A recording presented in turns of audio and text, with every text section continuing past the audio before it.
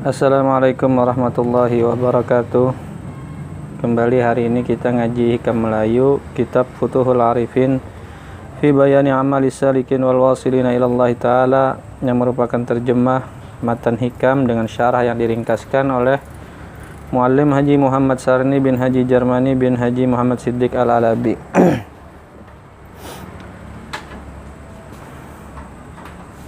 Bismillahirrahmanirrahim. Alhamdulillahi rabbil alamin, wassalatu wassalamu ala sayyidina wa nabiyina Muhammadin wa alihi wa ashabihi ajma'in. Qala al-muallifu rahimahullah ta'ala wa nafa'ana bi ulumihi wa bi ulumi aslafihi fid dharaini amin. Kemarin musannif menerangkan tentang kawan, tentang sahabat, bagaimana yang mestinya kita pergauli.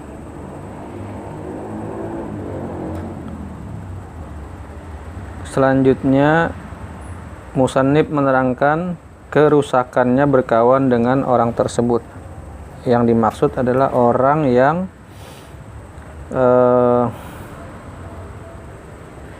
berilmu, kuat ibadahnya, namun tidak membawa kita kepada mukawin, atau karena ia masih memandang kepada akwan. Rubama kunta musian fa'arakal ihsana minka suhbataka man huwa aswa'u halan minka. Boleh jadi engkau berbuat suatu kejahatan, maka dipandang oleh kawanmu yang lebih jahat daripadamu bahwa engkau orang yang baik. Sebenarnya kita ini bisa jadi jahat, tapi karena kita berkawan dengan yang lebih jahat, maka kita ini menjadi baik. Itu maksudnya lah. Bergaul dengan orang yang rendah daripadamu itu adalah kejahatan semata-mata, karena pergaulan dengan dia itu menutupi keaiban dirimu, sehingga engkau tidak lagi melihat keaiban dirimu. Tentunya engkau merasa bahwa dirimu itu lebih baik dan lebih sempurna daripadanya. Tiap-tiap merasa lebih itu adalah pengekal kejahatan. Merasa diri lebih baik itulah yang membuat keburukan menjadi langgeng, menjadi terus-menerus kita buat karena kita merasa kita baik.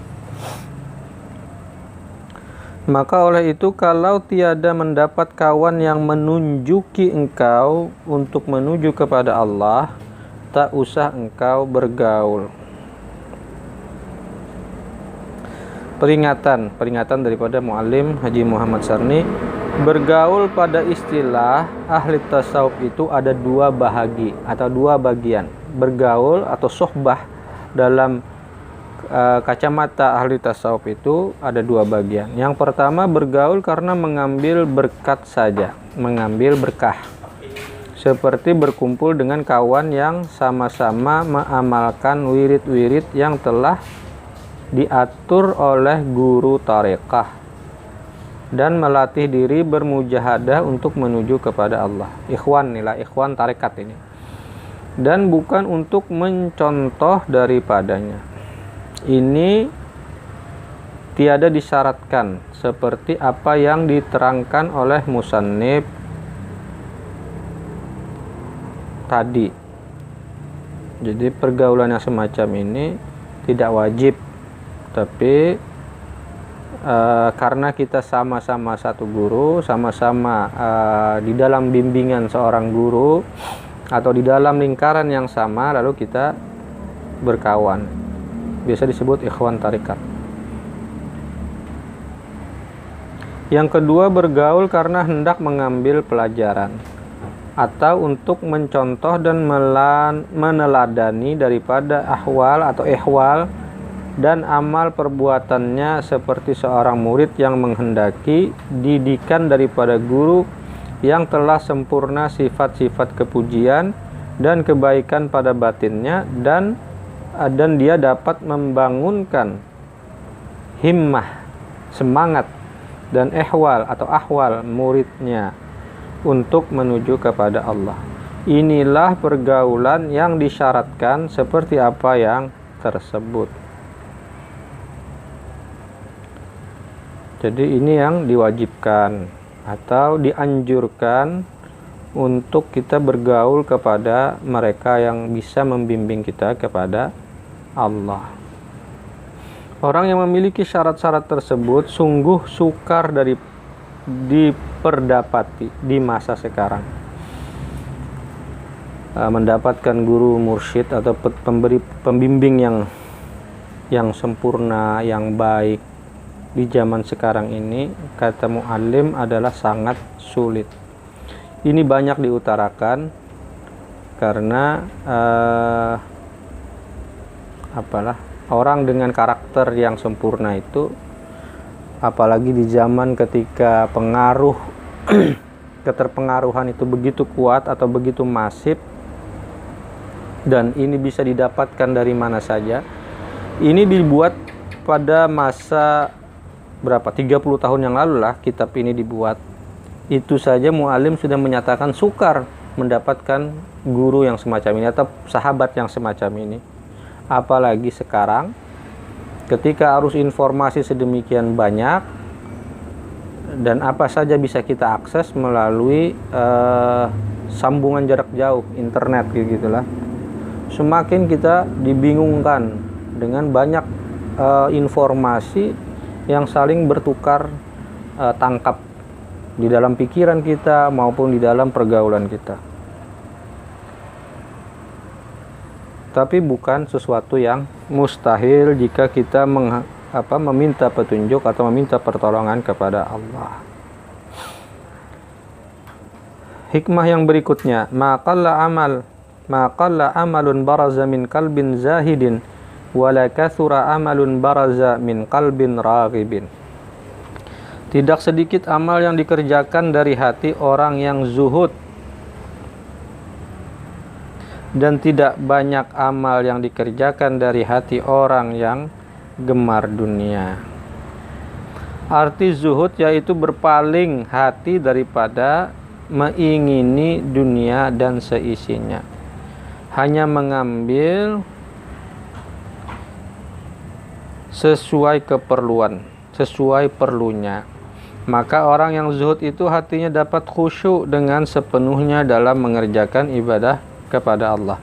Tak ada lagi ria dalam beramal, terhindar dari gangguan-gangguan syaitan, sejahtera daripada nafsu yang tidak baik. Maka amal ibadah yang dikerjakan oleh orang yang bersifat demikian sungguh sangat besar nilainya di sisi Tuhan, di sisi Allah, meskipun sedikit. Jadi orang yang telah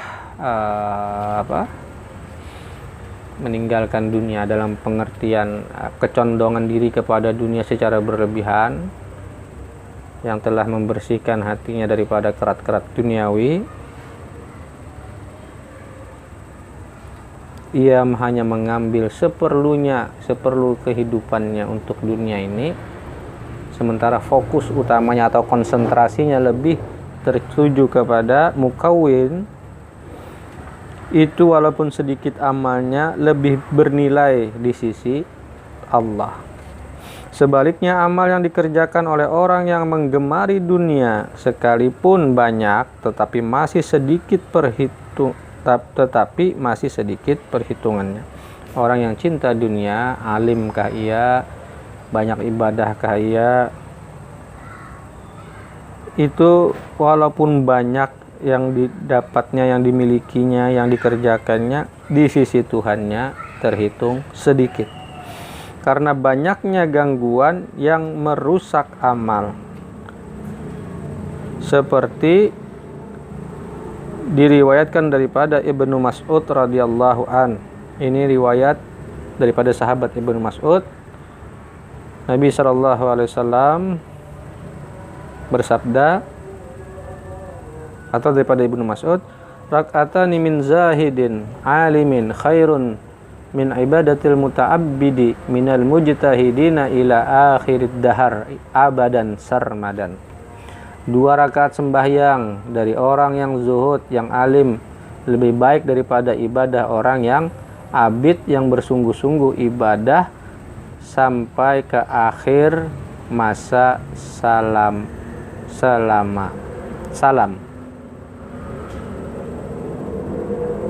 selama-lamanya. Jadi orang yang